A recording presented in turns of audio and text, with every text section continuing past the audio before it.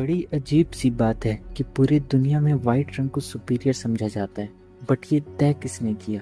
यही जानने के लिए आज हम इतिहास के पन्ने पलटेंगे जिसमें वाइट रंग का काला इतिहास छुपा हुआ है। कहानी है 14वीं-15वीं शताब्दी की, जब दुनिया में हर कोई पावर में आना चाहता था।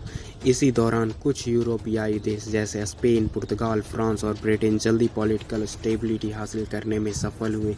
इन सभी देशों के एक और कॉमन पॉइंट था, ये मोस्टली क्रिश्चियन नेशन थे। इस वजह से इनके कल्चर और रिलीजियस वैल्यू मिलते जुलते थे, जिसने इनके बीच म्यूचुअल ट्रस्ट बनाया। ये देश एक दूसरे को आसानी से एक्सेप्ट करने लगे और आपस में ट्रेड करके एक दूसरे को इकोनॉमिकली और पॉलिटिकली स्ट्रांग बनाते गए। यही उनका पहला स्टेप था ग्लोबल डोमिनेंस की तरफ। इसी दौरान जब नए देश खोजे जा रहे थे, क्रिस्टोफर कोलंबस 1492 में अमेरिका को खोजा। कोलंबस का यह सफ़र स्पेन के राजा रानी किंग फर्डिनांड और क्वीन इज़ाबेला के स्पॉन्सरशिप में हुआ था, इसलिए स्पेन ने अमेरिका पर अपना हक जताया। लेकिन पुर्तगाल ने इसका विरोध किया, क्योंकि वो भी नए समुद्रिक मार्गों और ज़मीनों पर अपना अधिकार चाहता था। इस विरोध को ख़त्म करने के लिए पोप अलेक्जेंडर 6 ने 1493 में इंटर कैस्टेरा नाम की घोषणा जारी की। इसके बाद 1494 में ट्रीटी ऑफ टॉर्सिलस हुई, जिसमें पोप के मध्यस्थता से फैसला हुआ कि अमेरिका का पूर्वी हिस्सा पुर्तगाल को मिलेगा और पश्चिमी हिस्सा स्पेन को। यह सिर्फ एक समझौता नहीं था, यह था दुनिया को कागज़ पर बांट देना। जैसे धरती किसी की जागीर हो, जैसे इंसान किसी के गुलाम हो। स्पेन और पुर्तगाल ने नए कॉन्टिनेंट्स में अपना कदम रखा, लेकिन वह कदम सिर्फ मिट्टी पर नहीं पड़ा, वह कदम पड़ा एक पूरी सभ्यता के सीने पर। वो लोग जो कभी अपने राजा थे, अब गुलाम बना दिए गए। उनका सब कुछ लूट लिया गया और उस लूट के साथ साथ उनका गर्व भी छीन लिया गया। यूरोप अमीर बन रहा था, लेकिन सिर्फ पैसों से नहीं, वो आइडियाज़ एक्सपोर्ट कर रहा था कि उनका कल्चर ही बेस्ट है, उनका धर्म ही असली है और उनका रंग सबसे उचित है।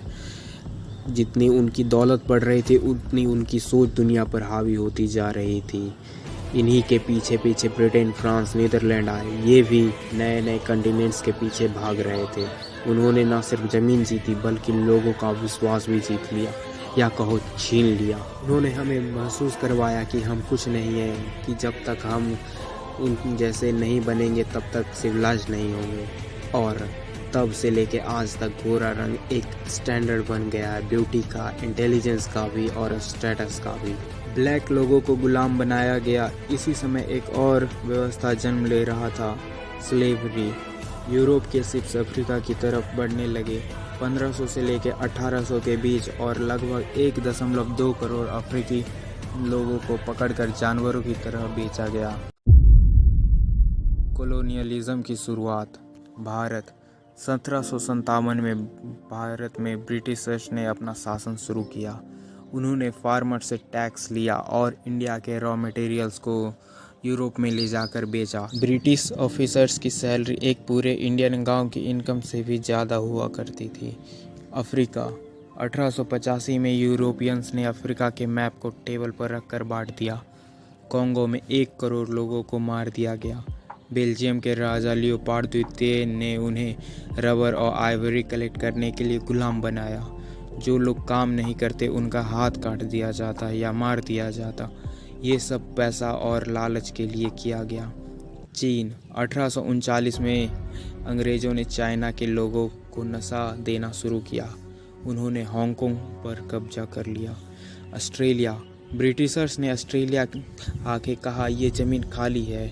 ये झूठ ब्रिटिश लोगों ने खुद बनाया। ब्रिटिश ने ऑस्ट्रेलिया में असली लोगों को मारा और उनकी ज़मीन छीन ली। बॉर्डर डिस्प्यूट्स अंग्रेज़ों के कारण कई सारे देशों में उत्पन्न हुए। अपने देश भारत की और पाकिस्तान की देखें।